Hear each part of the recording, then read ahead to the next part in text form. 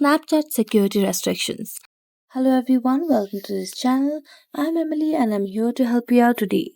So without any delay, let's get started. Now first of all, make sure that your Snapchat application is updated to its latest version. So just go to the Snapchat application on the search bar of your Play Store.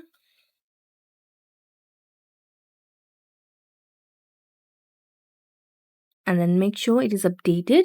Now, since my app is updated on this device, I don't have the option of update. So I'm going to tap on open and it will lead me directly to the Snapchat application. Then tap on your profile, which is on the top left corner of the screen. After that, tap on the little gear icon at the top right corner of the screen, which is the settings of this Snapchat application. Then you can scroll and you can see the option of password. Tap on it and set a new password for your Snapchat account in the application. You can create any password over here. Now, after creating a new password, what we are going to do is we're going to go back and you can restart your device and see if your issue has been solved.